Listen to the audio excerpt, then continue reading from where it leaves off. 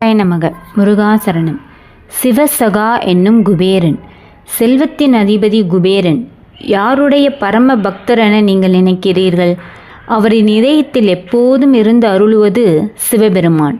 இந்த ஆழ்ந்த பக்தியே குபேரனுக்கு சிவபெருமானால் வழங்கப்பட்ட ஒரு தெய்வீக பட்டத்தை உருவாக்கியது. சிவசகா. சிவசகா என்றால் என்ன?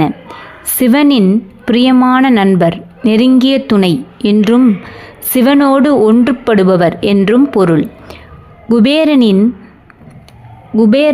குபேரனின் பரமான சிவபக்தி மட்டுமல்ல, ஜோதிட ரகசியமும் இதற்கு பின்னால் அழகாக இணைந்திருக்கிறது.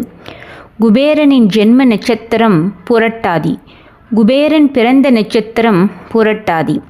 இந்த புரட்டாதி நட்சத்திரம் 9, 18, 27 என எண்ணினால் வரும் பரமமித்திர தாரையில் சதய நட்சத்திரம் அடங்கும். பரமமித்திர தாரை என்பதே வளர்ச்சி, வைபவம், கீர்த்தி போன்றவற்றை தரும் சக்தி. சதயம் சிவம். ஜோதிடத்தில் சதய நட்சத்திரத்தின் தெய்வம் சிவன். அதனால் புரட்டாதியிடம் மித்திரனாக வரும் நட்சத்திரம் சிவ நட்சத்திரம் என்ற பெயரையே தருகிறது. இதன் அடிப்படையில் புரட்டாதியில் பிறந்த குபேரனுக்கு பரமமித்திர தாரையாய் வரும் சதயம் அதன் தெய்வம் சிவன். அதனால் உருவான பெயர் சிவசகா, சிவனின் நண்பன். ஈசான்யமும் குபேர திசையும். ஈசான்யம் வடகிழக்கு, சிவபெருமானின் திசை வடக்கு, குபேர திசை. குபேரன் சிவனின் பரம நண்பனாக இருப்பதால் இரு தெய்வங்களின் திசைகளும் அருகருகே அமைந்திருக்கின்றன.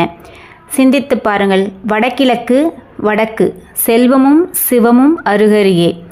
குபேரன் வழிபாட்டின் சாரம். குபேரனை வணங்குவது என்பது வெறும் செல்வ வளம் மட்டுமல்ல, அது சிவனின் அருளையும் பெற்றுத்தருவதற்காகும். நன்றி.